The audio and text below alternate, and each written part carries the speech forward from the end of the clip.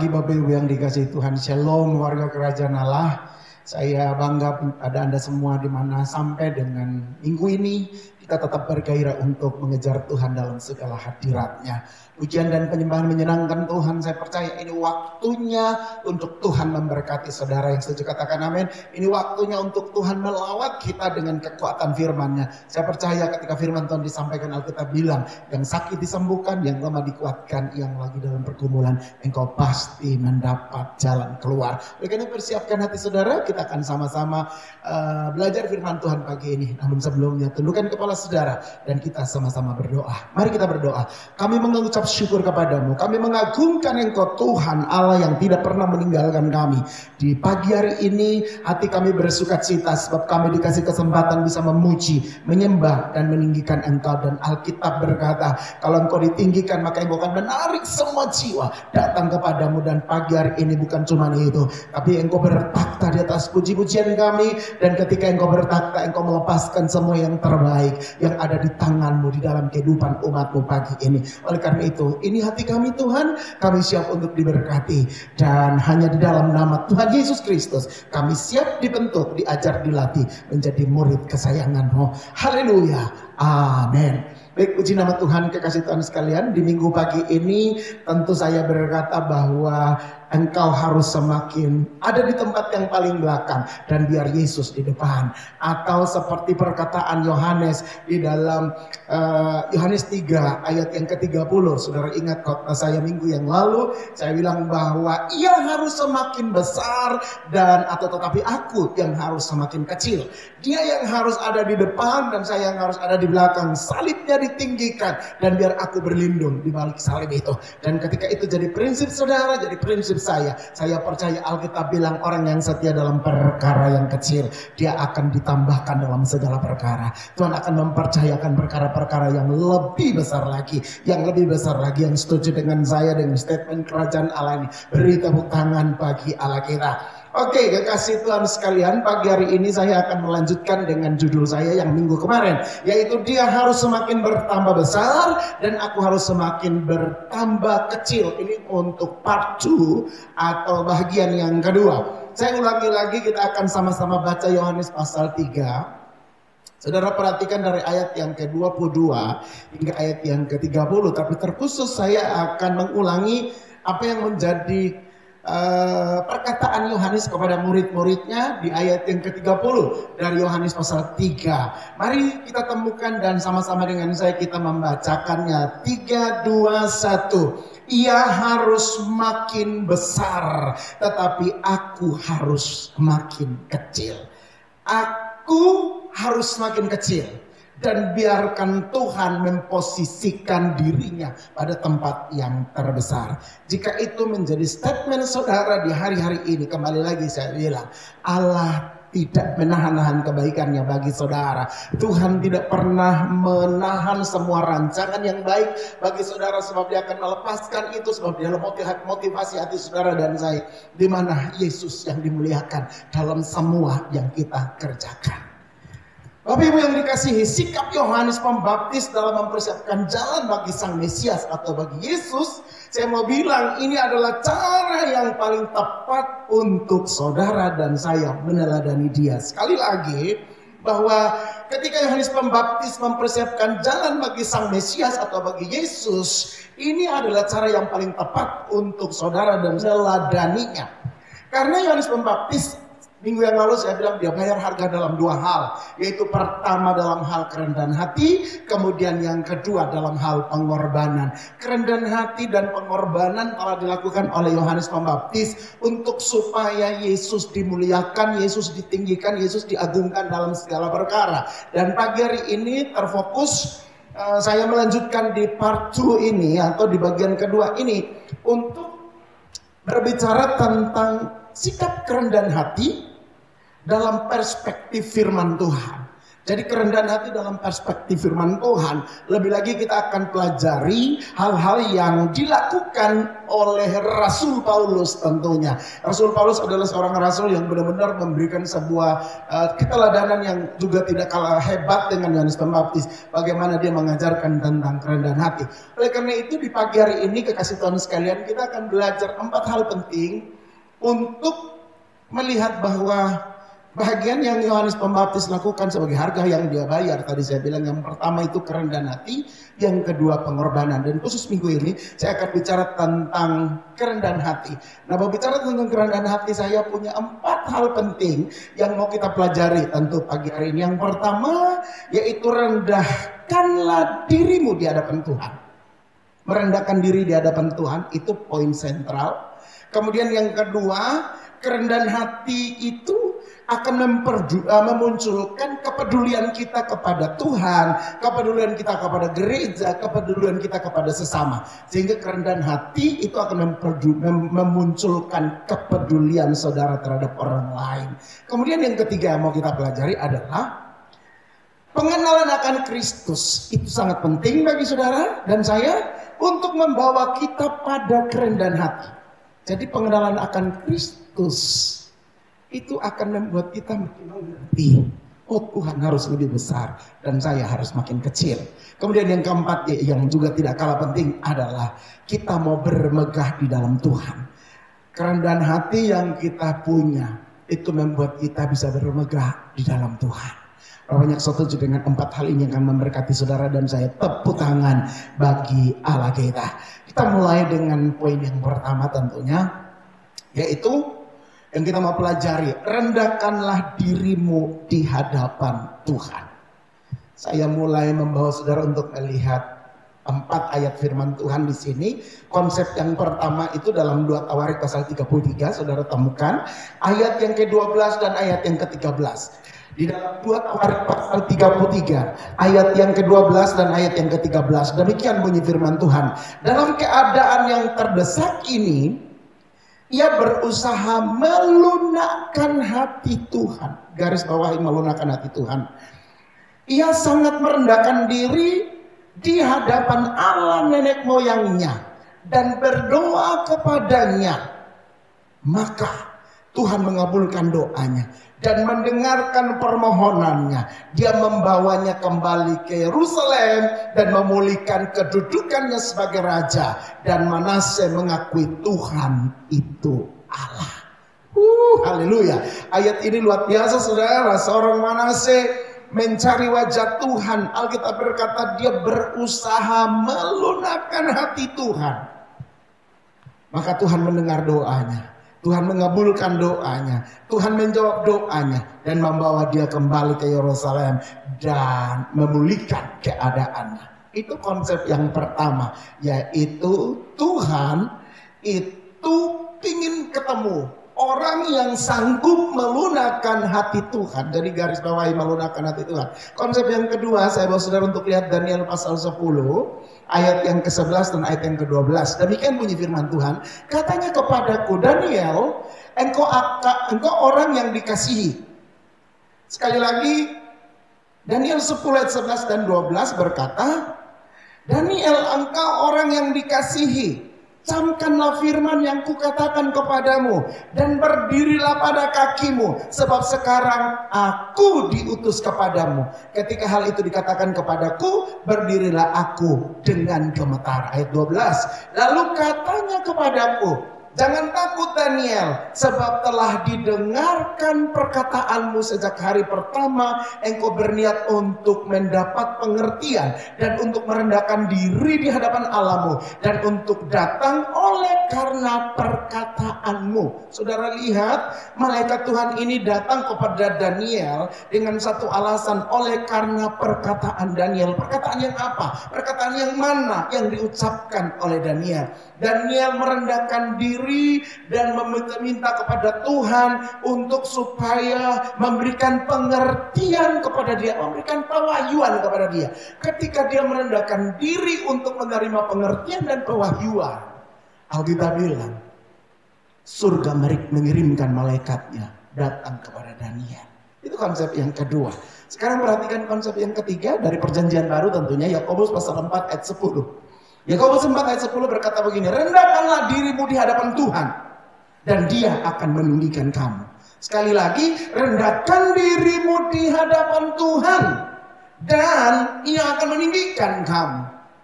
Di mana tempat saudara dan saya merendahkan diri? Di hadapan Tuhan, bukan di hadapan manusia. Tapi rendahkan diri di hadapan Tuhan, maka Dia akan meninggikan kamu.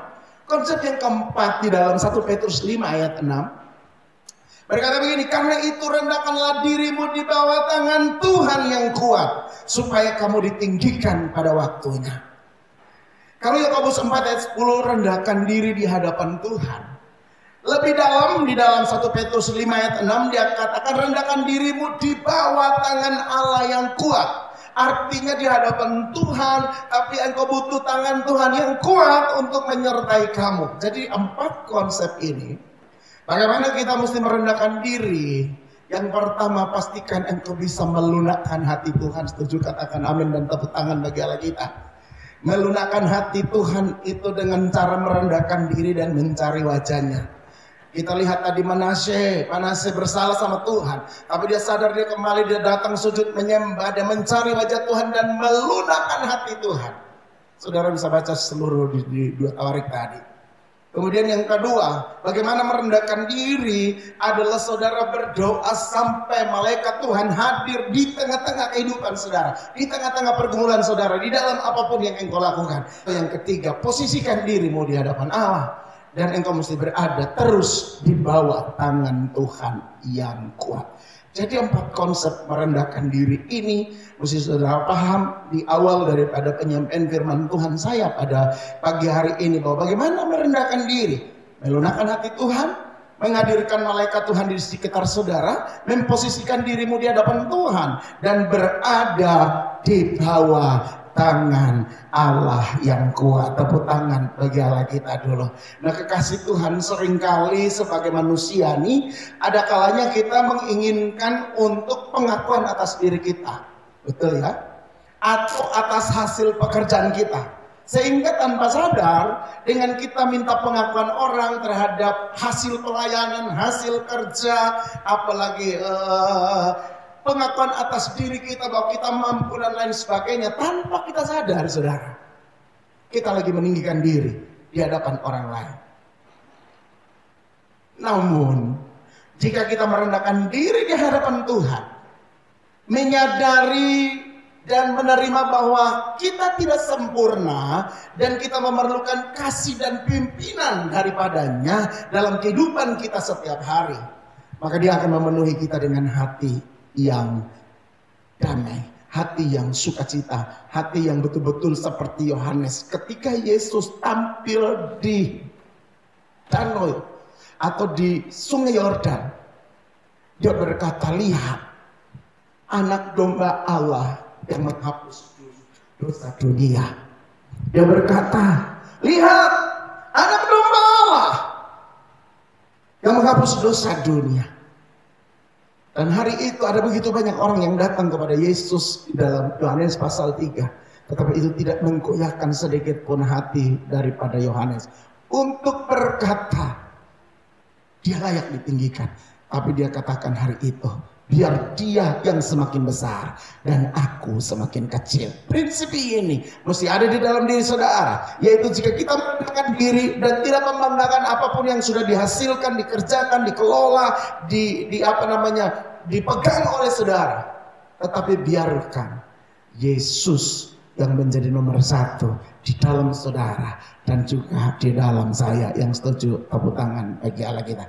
Jadi poin yang pertama, rendahkan diri di hadapan Tuhan dengan membawa hidup ini, bahwa jika tidak ada Tuhan dengan saya, jika tidak ada Tuhan di dalam gereja ini, jika tidak ada Tuhan di dalam pelayanan, dalam pekerjaan, dalam bisnis saya, maka saya bukan apa-apa. Saya tidak akan bisa melakukannya, tidak akan bisa melangkah atau apapun juga jika Tuhan tidak bersama-sama dengan saya. Kita mau pinjam katanya Musa. Musa berkata kepada Tuhan, Tuhan jangan suruh kami melangkah, jangan suruh kami berjalan, jangan suruh kami lakukan apapun jika Engkau tidak berjalan di depan kami. Artinya Musa begitu mengandalkan Tuhan, saudara. Musa begitu menjadikan Tuhan itu segala-galanya. Dia nggak bisa berjalan, dia tidak akan bisa melakukan apapun jika Tuhan tidak berjalan di depannya. Padahal Tuhan bilang, aku kirim malaikat ya Musa untuk berjalan di depan kau. Sebenarnya tidak. Kalau malaikat kami nggak mau, kami mau Tuhan Allah sendiri yang berjalan di depan kami. Artinya mengandalkan Tuhan, memperbesar nama Tuhan, itu menjadi prioritas utama di dalam diri Musa. Dan ini pagi itu harus menjadi prinsip dalam diri saudara dan juga di dalam diri saya. Yang setuju, tepuk tangan bagi Allah kita. Sekarang kita masuk kepada poin yang kedua. Kerendahan hati akan memunculkan kepedulian kita kepada orang lain.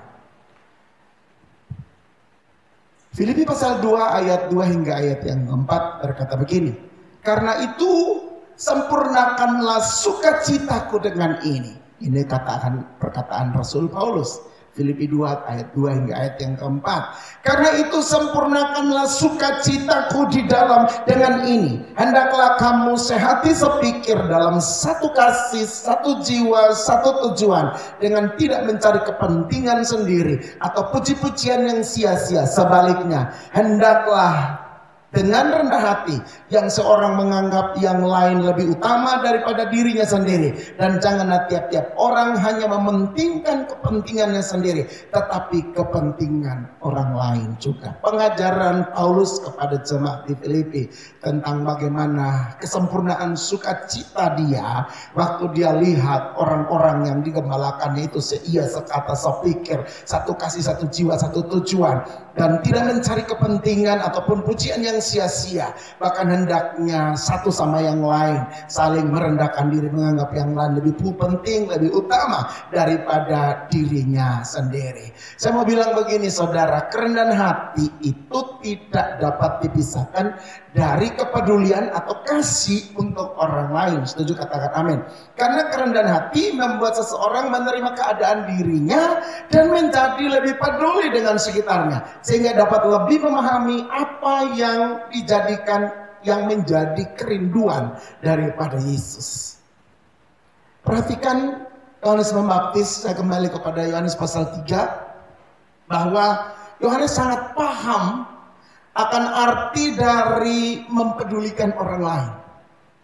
Yakni apa yang dia lakukan? Dia membiarkan orang-orang yang tadinya mengikuti dia dan pelayanannya itu, meninggalkannya dan bersegera pergi mengikuti Yesus. Artinya bahwa dia membiarkan orang-orang meninggalkan dirinya asal mereka dapat bertemu dengan Tuhan Yesus. Mereka dapat pelayanan dari Tuhan Yesus. Mereka mendapat sesuatu yang berarti dari Tuhan Yesus. Pemahaman dan apa yang dilakukan oleh Yohanes Pembaptis tentang kepeduliannya kepada orang-orang yang ada di lembah Yordan itu adalah bahwa dia membiarkan orang-orang itu datang bertemu dengan Yesus, merasakan pelayanan Yesus, menikmati sentuhan Yesus, sekalipun bagi Yohanes itu adalah sebuah hal yang merugikan. Kita bisa lihat dari pembicaraan dia dengan murid-murid. Murid-murid Yohanes berkata, loh mereka semua pergi meninggalkan kita loh. Bagaimana nanti kita? Gimana pelayanan kita? Semua udah pergi kepada Yesus. Tapi Yohanes tetap berkata, oh tidak apa-apa. Memang dia yang harus menjadi besar dan kita yang mesti kecil. Dan prinsip ini adalah prinsip kepedulian. Melepaskan orang dekat dan datang kepada Tuhan. Melepaskan orang untuk bertemu Tuhan secara pribadi. Mengalami mujizat Tuhan. Bukan menarik orang datang kepada diri saya, datang kepada diri kita, datang kepada gereja kita. Tapi mereka mesti datang kepada Yesus. Ketika mereka bertemu Yesus, Yesus bikin mujizat bagi mereka. Mereka disembuhkan, mereka dilepaskan dari ikatan-ikatan iblis dan lain sebagainya. Bagi Yohanes itu menjadi penuh sukacitanya, Alkitab bilang. Nah, kepedulian kepada orang lain yang diajarkan oleh Rasul Paulus tadi adalah supaya sempurna sukacitaku, kata Paulus, jika kamu sehati sepikir, satu kasih, satu jiwa, satu tujuan, dengan tidak mencari kepentingan sendiri. Maka Yohanes menjelaskan kepada murid-muridnya bahwa nggak apa-apa, biarkan mereka pergi kepada Yesus, sebab itu yang membuat sukacitaku penuh. Satu perkataan dengan yang dikatakan oleh Rasul Paulus kepada orang Filipi, Bahwa sempurnalah sukacitaku kalau aku melihat orang-orang itu menjadi begitu dahsyat dengan Tuhan. Dan itu mesti menjadi pola pikir saudara dan saya ketika orang datang kepada Tuhan. Jangan biarkan mereka jauh daripada Tuhan. Dan mereka bisa menikmati kasih, kemurahan, kebaikan daripada yang Tuhan Yesus lakukan tiap-tiap hari. Saudara yang dikasihi oleh Tuhan Yesus Kristus, kita melihat sekarang poin yang ketiga. Apa? Di poin yang ketiga yang mesti kita pelajari di pagi hari ini, yaitu pengenalan akan Kristus membawa saudara dan saya pada kerendahan hati. Atau begini, kerendahan hati yang kita punya itu disebabkan karena kamu mengenal Kristus. Tangkap? Apa yang membuat saudara makin rendah hati itu sangat berkorelasi langsung dengan pengenalan kita akan Kristus. Jika engkau mengenal Kristus makin dalam, makin dekat, makin dahsyat, maka saya percaya kerendahan hati yang kita punya itu pun makin besar, makin dalam, dan makin dalam. Yang setuju dengan saya katakan amin. Oleh karena itu 1 Korintus 15 ayat 9 bilang begini, karena aku adalah yang paling hina dari semua rasul, bahkan tidak layak disebut rasul, sebab aku telah menganiaya jemaat Allah. 1 Korintus 15 kalau saudara baca ini tentang bagaimana Paulus membandingkan dirinya dengan rasul-rasul yang lain, dengan 12 rasul yang lain yang langsung terkoneksi dengan Yesus waktu Yesus hidup di muka bumi ini, seperti Yohanes, Petrus, Yakobus dan lain-lain. Sementara Paulus ini adalah generasi berikut. Tetapi Alkitab bilang di dalam 1 Korintus 15 ayat 9 kita temukan di sini sebuah pernyataan dari Paulus yang sangat luar biasa. Dia katakan, karena aku adalah yang paling hina dari semua rasul, bahkan tidak layak disebut rasul. Sebabnya adalah aku dulu telah menganiaya jemaat Allah. Kalau kita lihat perkataan Paulus ini, wow, dia sudah menjadi rasul yang hebat saudara. Ketika kita baca 1 Korintus 15 ini, Paulus sudah jadi rasul yang luar biasa, dipakai Tuhan dahsyat. Tetapi dia berdiri dan berkata, aku tidak layak disebut rasul. Aku tidak pantas disejajarkan dengan rasul-rasul yang lain. Kenapa? Karena aku dulu penganiaya jemaat. Artinya bahwa Paulus tidak mengabaikan latar belakang dia. Dari mana dia datang. Dulu dia berdosa. Dulu dia penganiaya jemaat. Dulu dia orang yang paling kasar. Tetapi oleh karena kasih karunia. Sekali lagi. Oleh karena kasih karunia. Dia diizinkan Tuhan untuk menjadi rasul. Sehingga ketika dia jadi rasul, saudara, hatinya itu tetap rendah. Kenapa?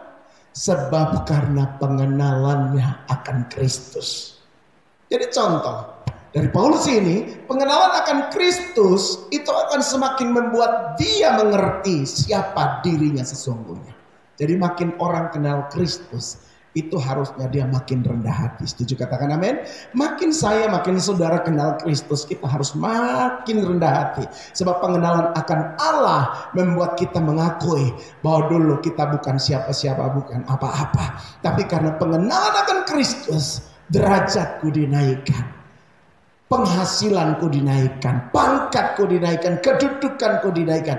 Itu bukan karena usaha kita, tapi karena pemberian Allah. Oleh karena itu Paulus ajar kita dalam 1 Korintus 15 ayat 9. Jangan memegahkan diri karena keberhasilan dan pencapaian-pencapaian apapun di dalam diri saudara. Yang setuju katakan amin. Satu ayat lagi, Efesus 3 ayat 8. Saudara perhatikan, Efesus 3 ayat 8 berkata begini.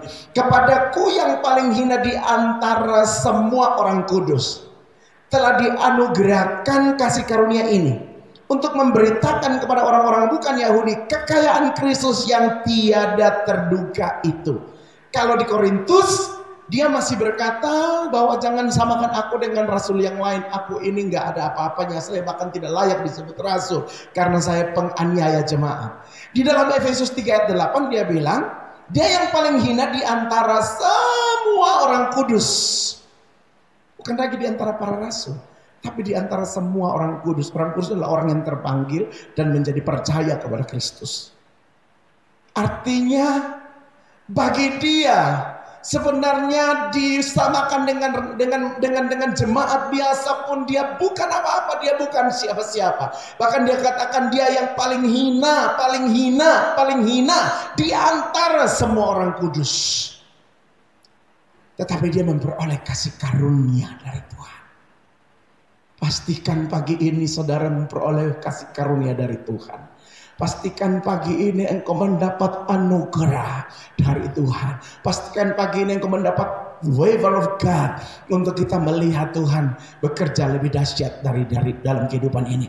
Jadi dari dua ayat ini, 1 Korintus 15 ayat 9, kemudian Efesus 3 ayat 8, ini membawa Paulus makin rendah hati, makin mengerti siapa dirinya di hadapan Tuhan. Cuman satu penyebabnya, pengenalan akan Kristus yang makin dalam. Pengenalan akan Kristus yang makin dalam. Oleh karena itu saya mau bilang kepada semua jemaat pada pagi hari ini, pastikan engkau tidak berhenti untuk mengenal Tuhan lebih dalam lagi. Setuju? Tepuk tangan bagi Allah kita.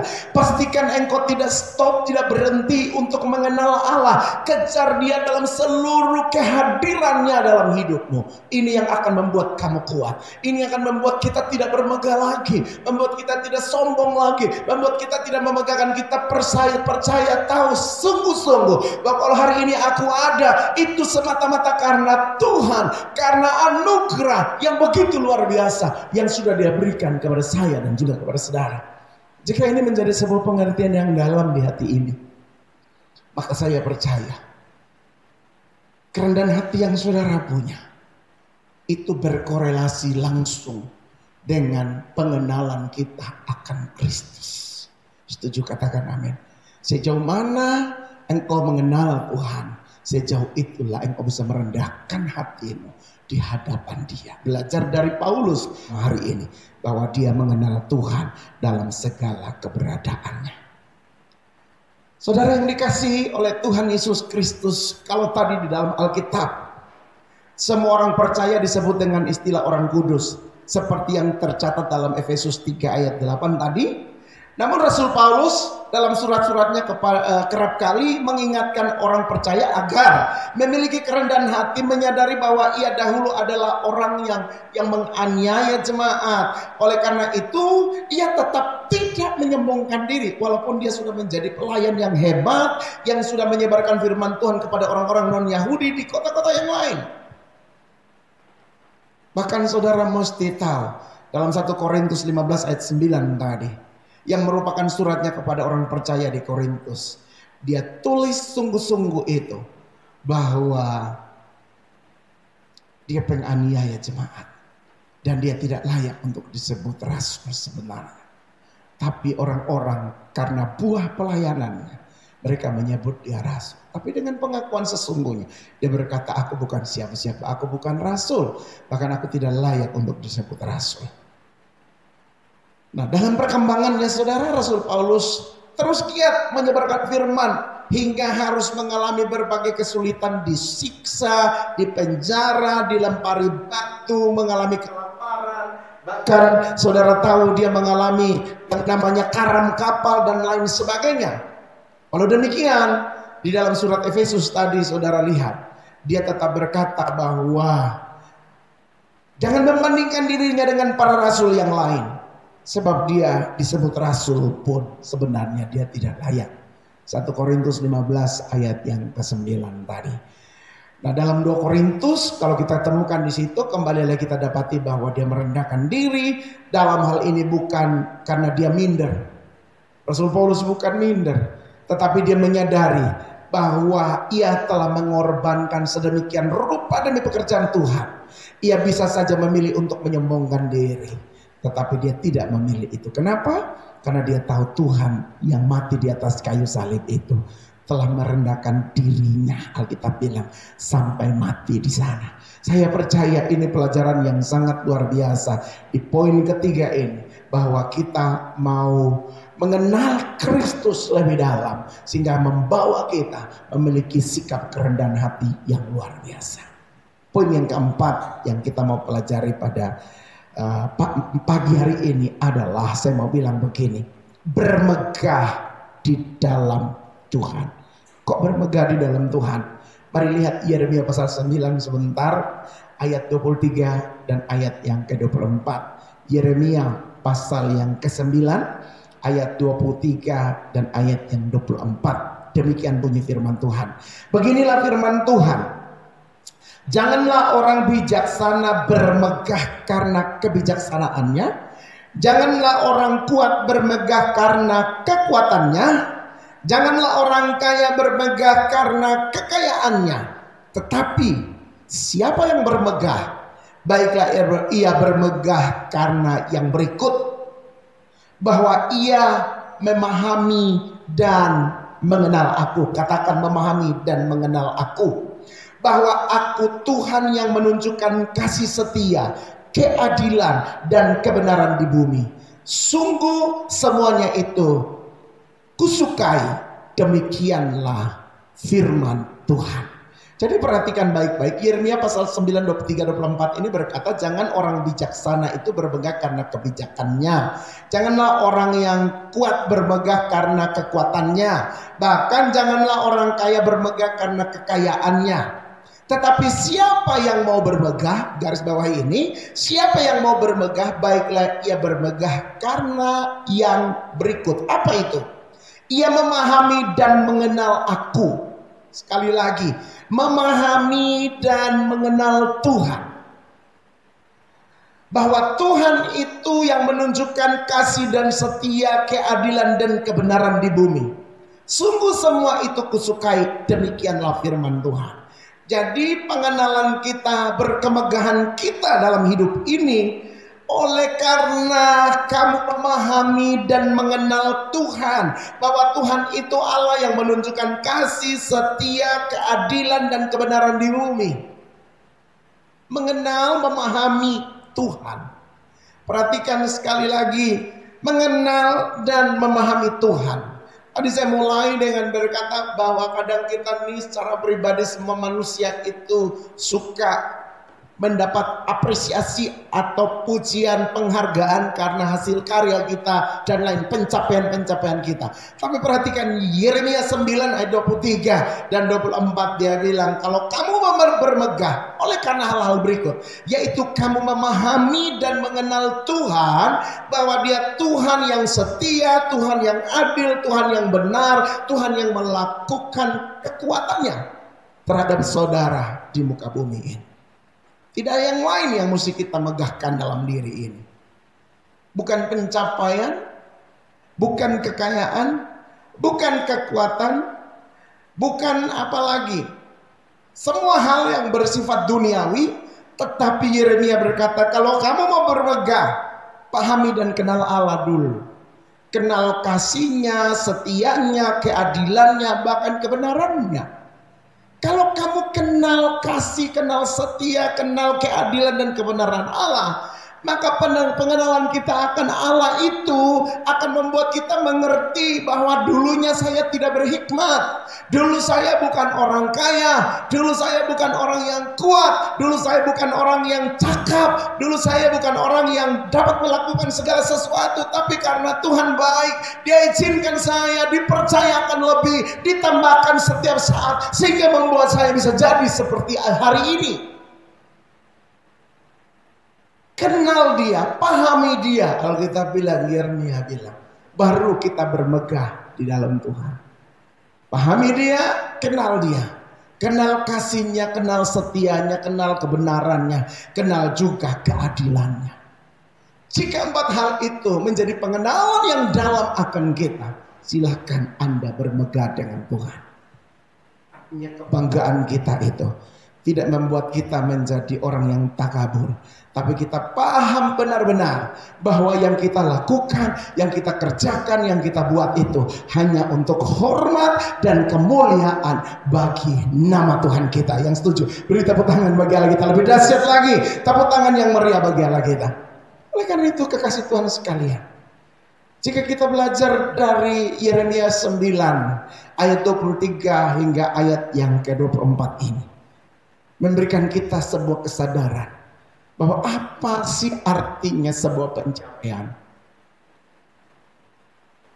Pencapaian dalam kekuatan, pencapaian dalam kebijaksanaan, pencapaian dalam kekayaan. Itu semua tidak boleh menjadi alasan untuk siapapun yang ada pagi hari ini bermegah atau membangga-banggakan diri.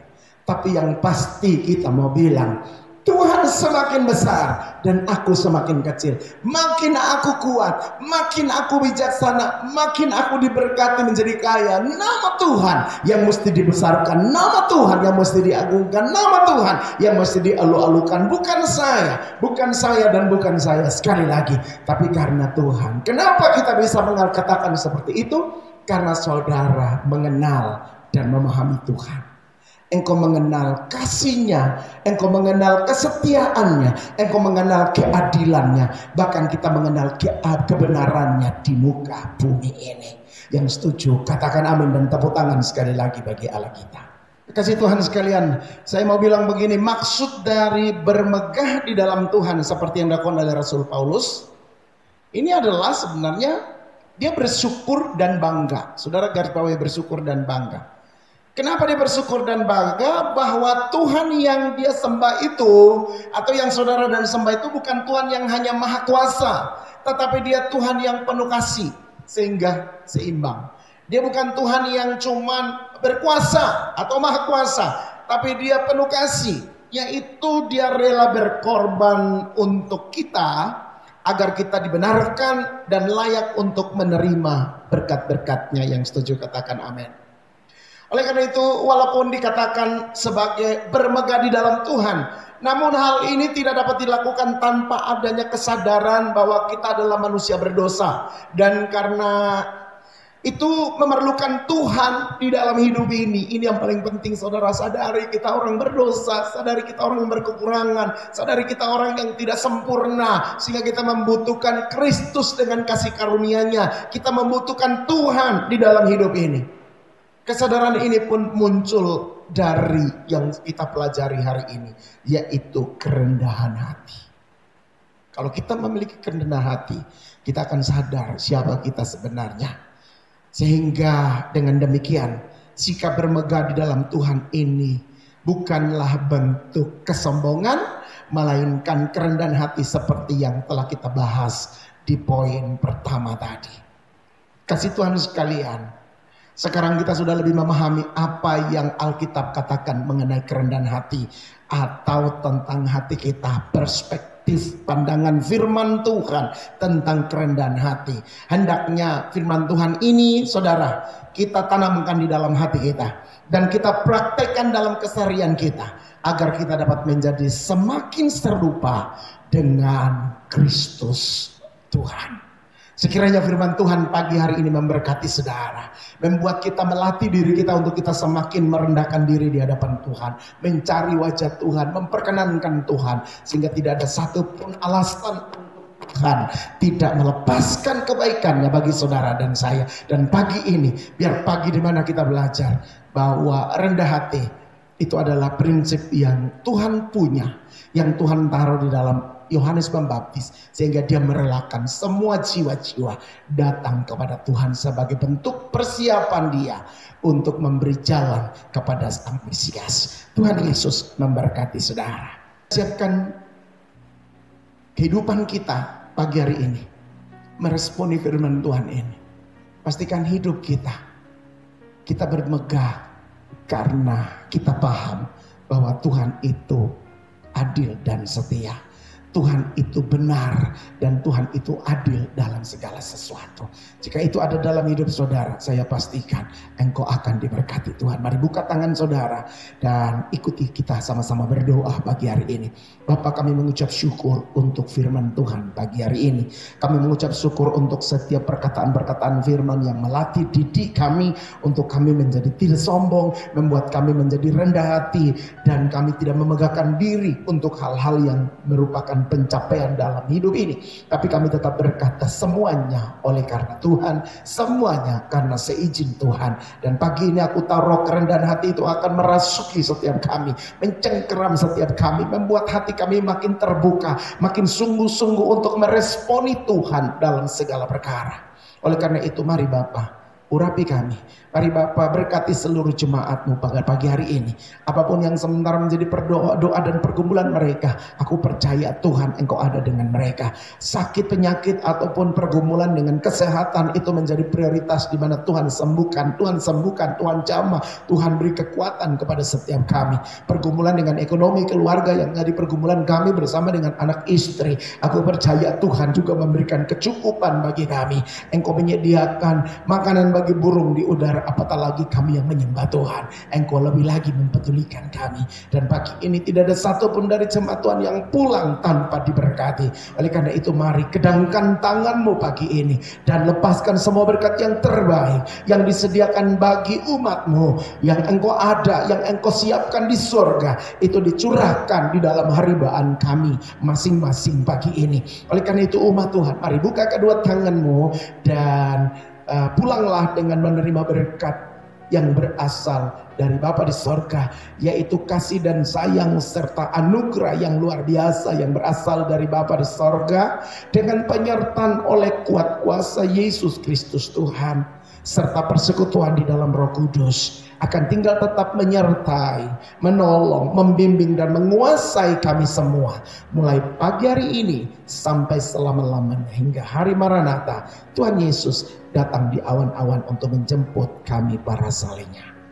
Berkat terbaik ini terimalah bersama-sama hanya di dalam nama Bapa, Putra dan Roh Kudus, yaitu di dalam nama Tuhan Yesus Kristus. Yang percaya dan diberkati Tuhan, sama-sama kita katakan amin. Tuhan Yesus memberkati.